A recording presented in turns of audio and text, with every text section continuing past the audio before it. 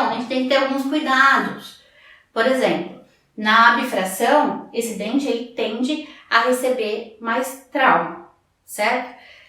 Vamos pensar que você removeu tudo da forma que você conseguiu remover essa força, mas às vezes esse paciente está no tratamento ortodôntico para conseguir eliminar de fato aquele trauma. O que você vai fazer? O mais adequado é você usar o sieve nesse caso, porque o sieve ele tem uma resiliência maior, então ele consegue se dobrar junto com o dente. E aí a resina não. Então quando forçar essa resina a dobrar, ela vai saltar fora. Então o sieve, a resiliência permite essa flexão. Você pode também fazer a técnica sanduíche, tá? Que seria, a gente tem lá a perda da estrutura dessa região, daí você vai, coloca o sieve aqui. Se você tem o sieve foto, não dá pra ver, né?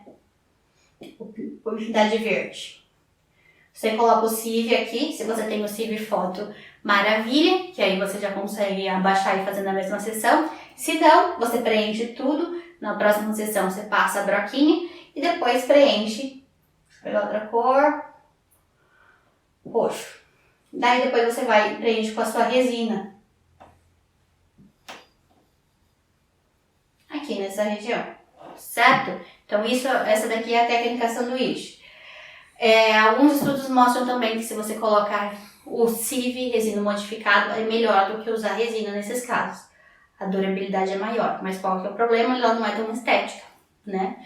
Então, aí fica a seu critério. Se é um paciente que você consegue ter muito controle, é uma região que a estética não compromete, a cor que a gente tem de sieve, sei lá, o A2 ou A3 já é o suficiente, então você pode usar nesses casos. Não consigo, vou ter que usar resina. O que os autores falam pra gente? Como esse dente ele já está sensível, principalmente nos dentes que já estão com sensibilidade, você pode não aplicar o condicionamento ácido em dentina. Até porque a gente não precisa de fato fazer isso. Então você aplica nas bordinhas aqui. Então aqui, por exemplo, você vai aplicar. Aqui você tem esmalte, você vai aplicar. Aplica o ácido só na porçãozinha do esmalte e o resto aplica o adesivo.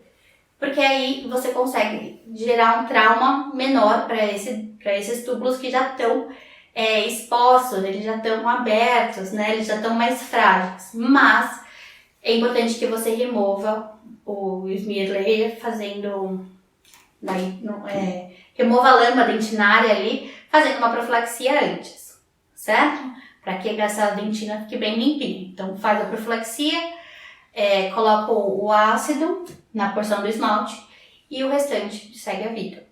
Tem que ter muito protocolo também na adesão, porque esse dente é diferente de a gente colocar numa caixinha, né? Onde a gente consegue deixar ele mais preso, ele tem mais parede de esmalte para poder se colabar ali realmente. Nesse caso a gente não tem, a gente tem que confiar muito na adesão de fato, que a gente sabe que a adesão é melhor em esmalte, né? Então é isso que você tem que pensar, aqui que mora a dificuldade. Aqui a gente tem pouquíssimo esmalte, seria só esses 2 pontinhos. Então você tem que fazer uma adesão muito cautelosa para que a durabilidade dessa resina seja mais prolongada, certo? Molhou, esquece, volta do zero. Tem que fazer a profilaxia, porque senão você não vai conseguir remover a sujeirinha que está ali e vai formar uma barreira. E outro ponto extremamente importante é que a gente tem que ter o polimento. A gente não pode deixar nunca uma restauração naquela região sem fazer o polimento. Ai, mas tá tão bonitinho os olhos, tô passando o dedo, o paciente tá passando a língua, tá falando que tá completamente lisinho. Você tem que fazer um polimento, porque essa região, ela tende a acumular biofilme. Então, a chance são que mesmo microscopicamente, se ficar com rugosidade, vai acumular biofilme e você vai ter uma doença periodontal desse dente que já está afetado, certo?